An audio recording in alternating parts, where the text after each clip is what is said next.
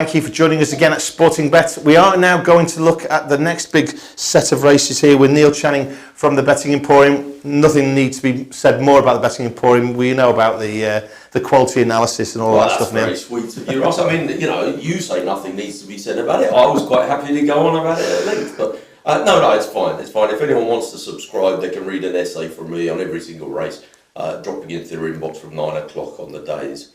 So, yes. That's my plug. And take it from me, this is analysis of the highest order, top quality, pinpoint structure to all of what Neil does. Now, let's look at the Stayers Hurdle first, very briefly, because I think you've got a more interesting take on the Ryanair chase. People often sort of say the Stayers Hurdle is the big race of Thursday, and a lot of people say that the Ryanair is a kind of pound shop Gold Cup, really. And I sort of take that point, but actually I quite fancy one in the Ryanair, and I haven't got massively strong views on the Stayers Hurdle.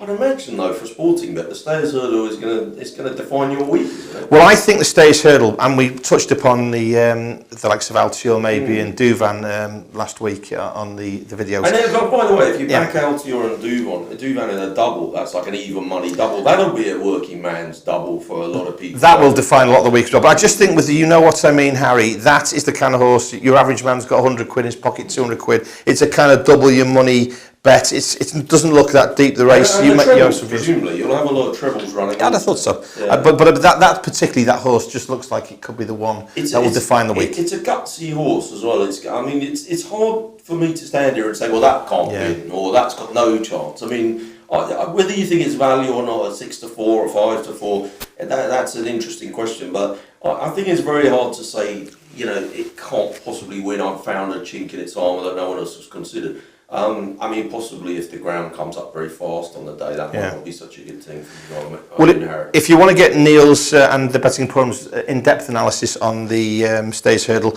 make sure you tag into let me ask Betting you Emporium. Very quickly on that, because in terms of the price, if you had to guess now, assume that Douvan and Altior have already won. Does that make, Harry, go for a shorter price? I don't think it's going to. This is a pretty mature price to me. It's been around 11.08, 5 to 4 all the way along. At the moment, difficult, but fast ground could change it.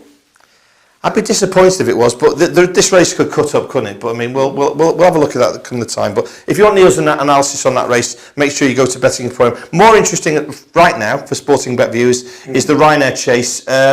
Undersow, Empire of the Uxizandra, those kind of horses at the top of the market. It's got a nice shape to it, though, an each-way shape, I would have thought, from someone like yourself. But how do you play? Funny you say that. I mean, obviously, there's, Douvan is still in the list, but, there are horses in there that won't run, and it could cut up a bit. I think it's more of a win-only race, actually. Okay. It's quite wide open.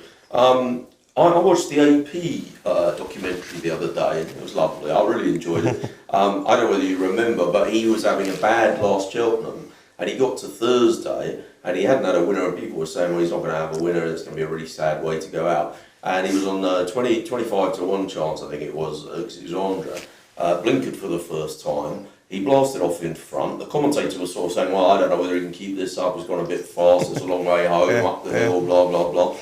Led pillar to post, never in doubt. Oi, oi, call a copper. Then the horse has been off for a hell of a long time. Came back before Christmas and ran against Undersow.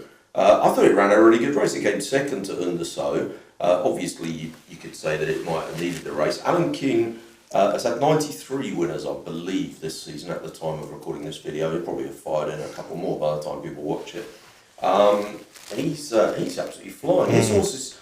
He attributes the improvement in his horses this year down to the really nice ground we've had. Not so much rain over the winter, not so much heavy ground slogging kind of races they've been running in. I think Cheltenham's going to be quite fast ground this year. We haven't had much rain there. It was good the other day when I last looked. I think that will suit Uxizandra. I really like it. I don't think it's got much to find on Undersow. I think Undersow is... 2 mile 5, probably a long way for that horse, maybe? For Uxizandra or for Undersow, yeah, exactly. Long way. I think that's a big doubt. Yeah, absolutely. Whereas Uxizandra, we know will definitely stay. We know will definitely like the ground. We know it can improve for its last run, where it hasn't got that much to find with Undersow. Yes, I know what you're going to say to me. You're going to say, well, it was off a long time. It was before Christmas, and now it's had a break. What about the old bounce factor?